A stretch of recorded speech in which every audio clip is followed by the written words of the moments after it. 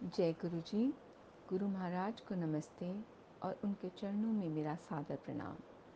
संगत जी, गुरु महाराज की असीम कृपा से हम उनके दिव्य ग्रंथ लाइट ऑफ डिविनिटी के हिंदी रूपांतरित ग्रंथ दिव्य आभा का पठन कर रहे हैं। इसी पठन के अंतर्गत आज सत्संग जो हम पढ़ेंगे उसका शीर्षक है मोरे प्रभु तुम गुरु पिता और माता। मई 2002 की उस उष्ण संध्या को पूरे वातावरण में काफ़ी उत्साह था जब हम गुरुजी के साथ पर्वतों में स्थित नैनीताल से 21 किलोमीटर दूर रामगढ़ जा रहे थे। वहाँ पर एक भक्त का विश्राम भवन था। सब तैयार थे, सामान लद गया। 2 बसें और कुछ कारें एम्पायर स्टेट के बाहर खड़ी प्रस्थान करने को तैयार थीं। गुरुजी के संकेत पर संगत ने बसों में प्रवेश किया। गुरुजी स्वयं एक बस में चढ़ गए। थोड़ी सी हलचल हुई क्योंकि सब गुरुजी वाली बस में चढ़ने के लिए उतावले थे। फिर बसें चल पड़ीं। अगले दिन दोपहर 2 बजे हम रामगढ़ पहुंच गए। स्नान और भोजन से निवृत्त होकर हम उद्यान में प्रतीक्षा कर रहे थे। हमारे साथ आसपास के निवासी भी थे जिनको गुरुजी के आने की सूचना मिल गई थी। नैनीताल में दंपति को संतान आशीष। नैनीताल से आए हुए एक भक्त जब गुरुजी को प्रणाम करने वाले थे तो गुरुजी ने कहा उनकी 3 पत्नियां हैं और वे संतान सुख चाहते हैं। भक्त नासिर अचंभित हो गए कि गुरुजी को उनके निजी जीवन के बारे में पहले से ही ज्ञान है। विवाह के 15 वर्ष बीत जाने पर भी उनको किसी भी पत्नी से संतान प्राप्ति नहीं हुई थी। नासिर अपनी पत्नी के साथ रोज गुरुजी के लिए दर्शन के लिए आते थे।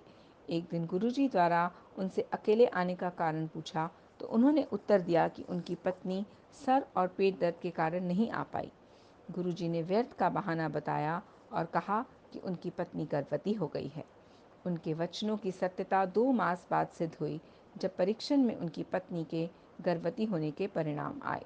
यह समाचार नासिर ने गुरुजी के जन्म दिवस 7 जुलाई के आसपास भेजा।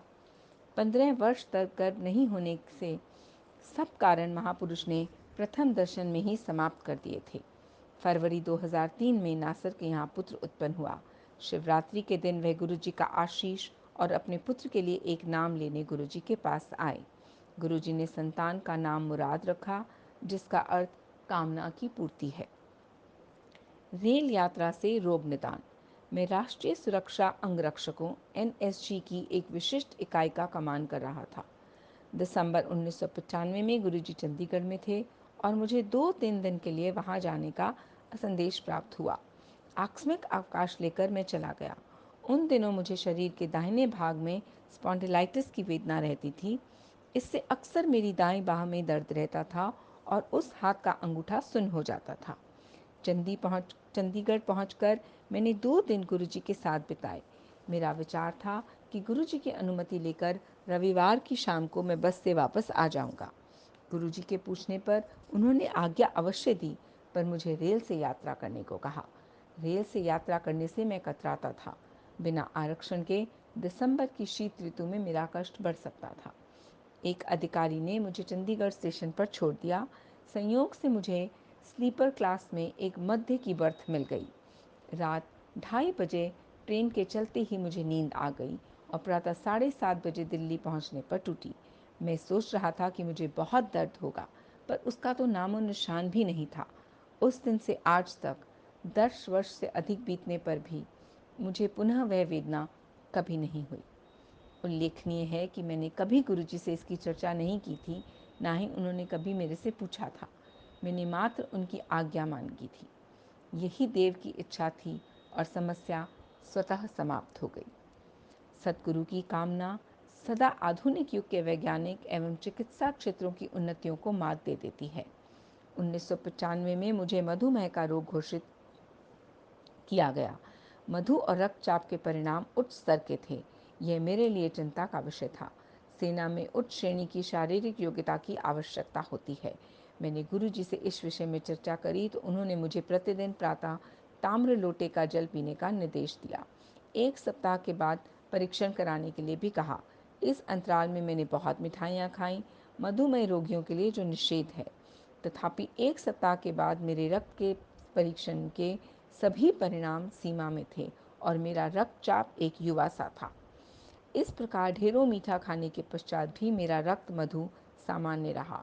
इसका कारण है कि गुरु जी के यहाँ मिलने वाला प्रसाद और लंगर अमृत युक्त होता है। इसमें हर रोग का निदान करने की क्षमता होती है। भक्त को वह केवल श्रद्धा भाव से स्वीकार करने की आवश्यकता है। अनुयायी द्वारा अपने आप को पूर्ण समर्पण करने से ही उसे दिव्य कृपा की अनुभूति होती है। गुरु जी अपने आशीष अनेक प्रकार से देते हैं। अक्सर गुरु जी के निर्देश अनोखे लगते हैं, पर उनसे लाभान्वित होने के लिए उनको मानकर उनका पालन करने में ही उनका रहस्य है। यही समर्पण है। मेरी सैन्य यूनिट पर दयावृष्टि।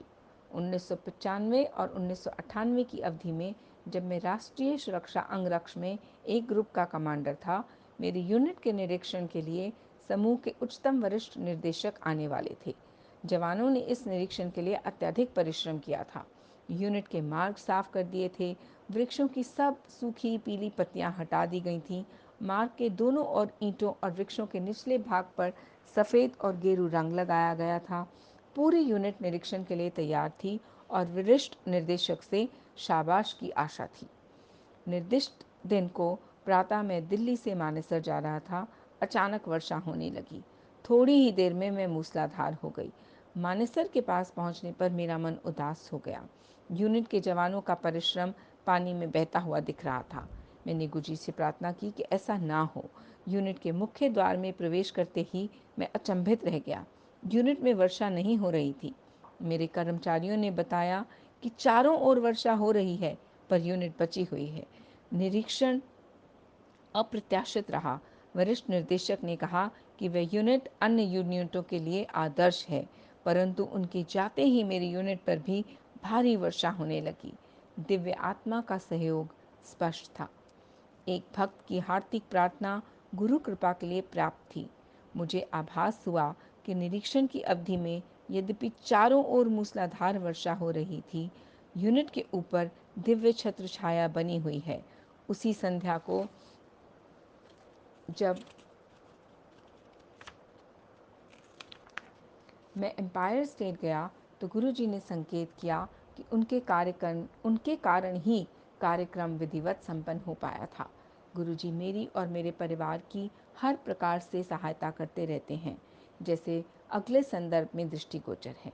मेरे पास इस सर्वोच्च दाता को धन्यवाद देने के लिए शब्द नहीं है। आस्था से वजन में वृद्धि। मेरी पत्नी बहुत दुबली थी और अधिक खाने से भी उस पर कोई प्रभाव नहीं होता था। गर्भवती होने पर भी उसके वजन में कोई अंतर नहीं आता था। तथापि गुरुजी कहा करते थे कि उन्होंने वजन 5 से 10 किलो बढ़ा दिया है। शुरू में परिवार को कोई अंतर प्रतीत नहीं हुआ, पर कुछ समय बाद उनके शरीर में परिवर्तन दिखाई देने लगे और मेरा छोटा पुत्र उसे मोटी कहकर संबोधित करने लगा। इस सारांश से स्पष्ट है कि गुरुजी अपने श्रद्धालु पर कृपा करने के लिए विधि और काल का निर्णय अपने मापदंडों के अनुसार करते हैं। मानव की दृष्टि सुदूर तक देखने में असमर्थ है। हम निकट भविष्य को देखते और व्यर्थ की चिंताओं में डूबे रहते हैं। गुरुजी हमारे भूत की छाया, संकीर्ण वर्तमान और अकल्पनीय भविष्य देखने में समर्थ हैं। जब वे कुछ देते हैं तो उसकी सीमाएं भौतिक ना होकर बृहत ब्रह्मांड की परिधि में होती हैं। इसलिए अति आवश्यक है कि अनुयायी निस्वार्थ निर्विवाद समर्पण करें। वे उन्हें अपने पिता, माता, मित्र और सर्वश्रेष्ठ की श्रेणी में रखें और असीमित पवित्र पावन प्रेम की भावना से उनके चरणों में अपना स्थान ग्रहण करें। यह भी अति आवश्यक है कि भक्त गुरु जी के समस्त निर्देशों का पालन करें, किंतु उनसे फल की अपेक्षा ना कर गुरु जी पर आस्था बनाए रखें। सतगुरु को ही ज्ञान है कि उनके शिष्य के लिए क्या श्रेष्ठ है। उनकी करुणा का कोई सीमा नहीं है। यह तो उनके निकट और दूर सब संबंधियों पर होती है।